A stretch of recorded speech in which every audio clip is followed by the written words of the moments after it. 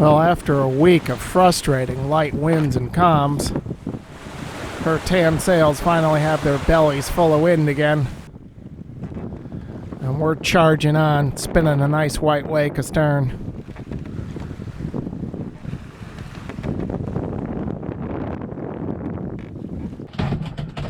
We are within 280 nautical miles of the U.S. Virgin Islands, which means we get to open up those white chocolate covered peanuts. So let's see if we can find those down here. There it is. Actually, I think they're white chocolate covered almonds. Oh, that's even better.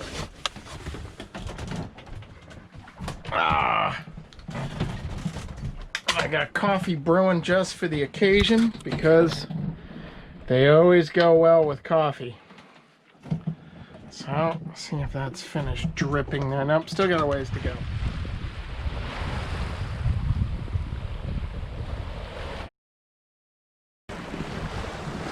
Oh, it's a good morning to get back to practice with the sextant there.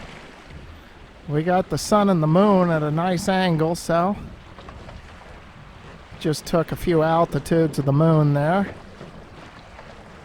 And then we'll swivel aft and get the altitude of the morning sun.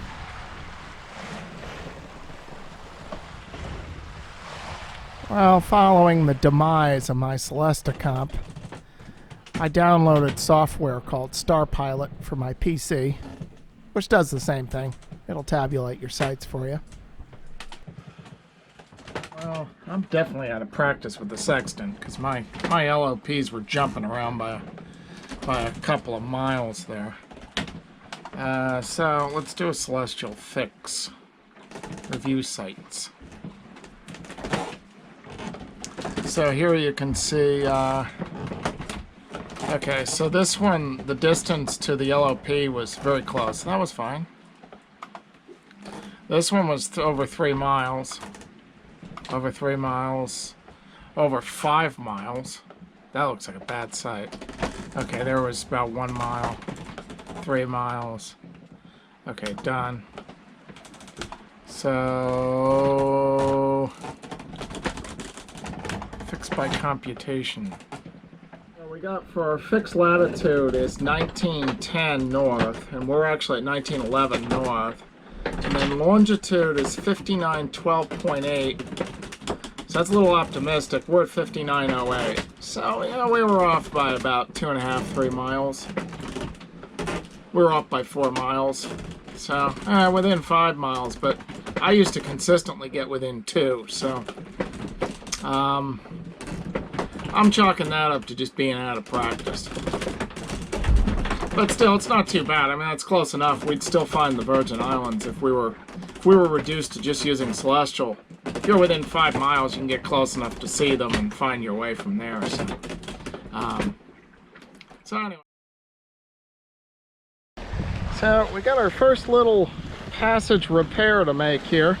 I'm quite proud of this old girl that's only the first, considering we've sailed so far this passage. We've logged over 2,000 miles.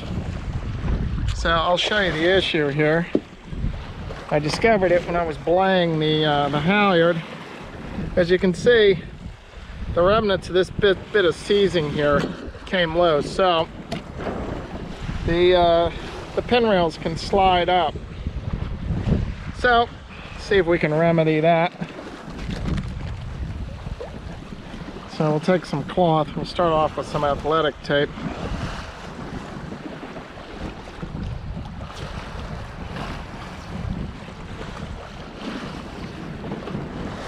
So what I'm doing is putting on service. So I started wrapping the wire in cloth athletic tape. And then I'm going to lay a loop with my whipping twine lengthwise across the tape.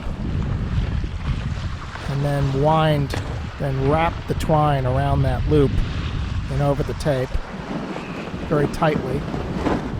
And once I'm done, I'll take the end of the working end of the twine, pass it through the loop, and then try to pull that in the loop underneath the service Unfortunately, it just broke on me, but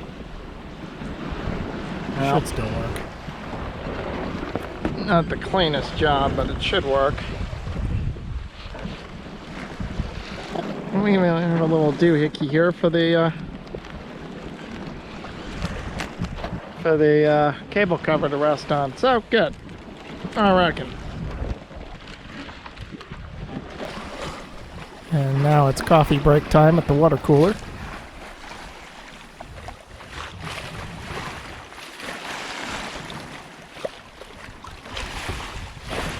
I was sitting below and the AIS alarm went off and I just jumped a mile. And it took me a second to figure out what in the world it was, because I don't think the AIS alarm has gone off since I left the Canary Islands, and we're beginning our 5th week at sea. I think the whole passage so far, since I cleared the Canary Islands, I think I've seen 3 ships total.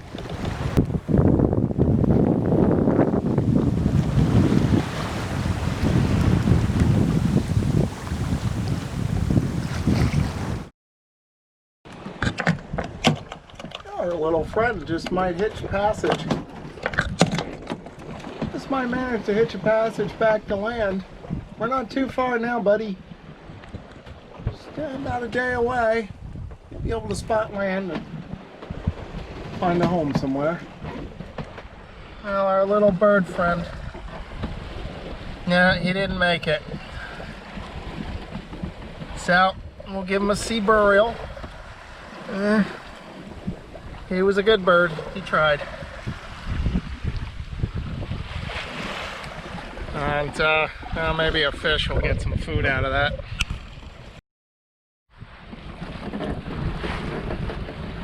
Well, you seeing that going green?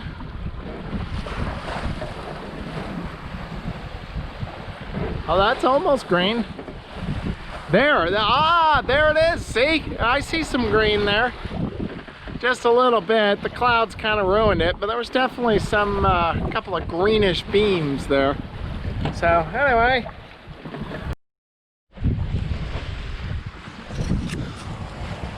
a sure sign we're closing in with the land. One that was not lost on ancient navigators. I think that's a brown booby. But you start getting into bird life, and that's almost a sure sign that you're closing in with the land, because birds, I think it's true of boobies, is they return to land at night and they just go out to sea during the daytime to fish, so they never stray too far from the land. And so that's always a sign that you're getting close. So he's looking for fish around the wake of the boat, because often the boat wake will attract fish. Ahoy, everybody! It is Thursday, the 10th of September, 2020, and we are approximately at 1835 north and 6239 west. Leaves us with about 120 miles to run to St. John, the U.S. Virgin Islands. Wind forecast is these winds are supposed to pick up from east-northeast about 15 to 20 knots overnight, all the way into Friday night, tomorrow night. So, so that's a good wind forecast, and that means hopefully we'll make it in tomorrow evening. Caneel Bay is pretty easy to get into. I've gotten in there at night before, so it may be after nightfall, but with the help of the chart plotter we should be able to find our way in. And So my best guess is we'd probably make it in around 10 in the evening or so. I mean, it's hard to say whether I can detect, whether it's just from the knowledge that we're getting closer or something about the sea state. But I've noticed I just kind of feel different. You kind of feel like it's something's coming up, something's changing. And I don't know whether it's, yeah, as I say, whether it's just because looking at the chart plotter and the charts, I know I'm getting close, or there actually is some change in the sea state and overall environment that's on some level is tipping me off that we're getting close to land. Now, one thing that is true is seeing those brown boobies, seeing those birds.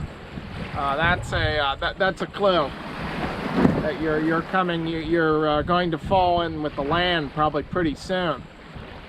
So, but it is strange how it changes your feeling, and even my daily routine on board. I'm finding it a little harder to discipline myself, because you kind of got that sort of that Christmas Eve excitement there.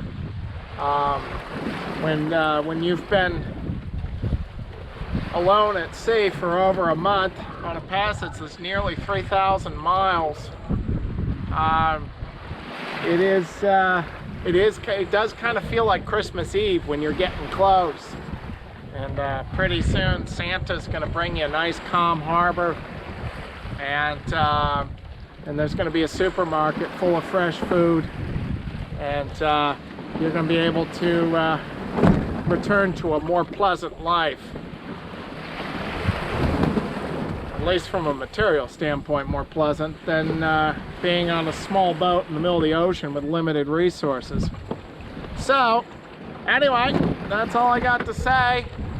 We'll report in tomorrow and hopefully be shooting video of St. John as we begin to make landfall.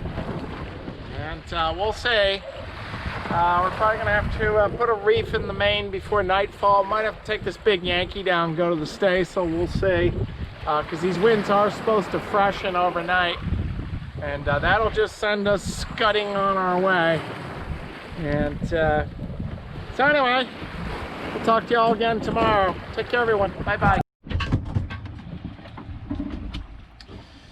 Well, I don't have any electronic charts for the area we're in. So it's ye old paper charts, and we are at 1830 north. That makes it easy, and 63, almost 52 west. So we're just about right here. So just due east of Virgin Gorda, and we're headed here to Cruise Bay, actually right around the corner, Keneal Bay, St. John. So, and we got about 50 miles left to go, and it's 8 in the morning on the 11th of December 2020. So I don't know if we'll make it in before dark, but we should make it in. We should make it in tonight. Hopefully, maybe around 10 p.m. or so. Ahoy, everyone. It is Friday, the 11th of December, and right there what we're looking at are the British Virgin Islands, and we cannot go there. There are strict COVID restrictions. There's an exclusion zone that we have to keep out of. And then just off our starboard bow is St. John. That's where we're headed, and that's part of the U.S. Virgin Islands. And we got about 15 miles to go. As usual, we're chasing the setting sun here. We're probably not going to make it in before dark. Other than that, we are 33 days out. So it turned out to be kind of a long trip. 33 days out of Las Palmas, Gran Canaria. And oddly, if you remember, the other passage from Virginia to Ireland also took 33 days. So it seems to be a popular number. I'm just running on caffeine and adrenaline right now. We had a lot of squalls last night when these winds picked up, And and plus Sombrero Island, I had to avoid that. And the light was out on that. There was no light. And in the kind of heavy weather, I couldn't see anything. So, and the other thing is I don't have electronic charts, so I couldn't use my chart plotter. So I had to go back to diligently plotting my position, my GPS points on an old paper chart, and so just don't want to run up on that in the middle of the night. As expected, I arrived in Keneal Bay in the middle of the night, and I could not see any empty moorings just scanning around with a flashlight, so I ended up anchoring just outside the mooring field. But now the following morning I see an empty mooring not too far, so we're going to weigh anchor and see if we can go sail up to it.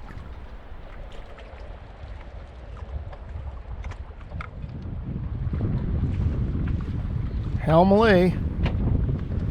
We're going to shoot her up into the wind toward the mooring ball.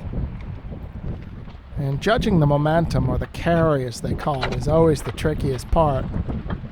How far she's going to coast going into the wind. Ideally, you want her to stop right at the mooring, but that's a tricky thing to judge. But we got it. We picked up the mooring. So, 3-point landing there. And so by Aurora's golden fingertips, just coming over the mountainous island of St. John, we furl up, coil down, and that's a wrap.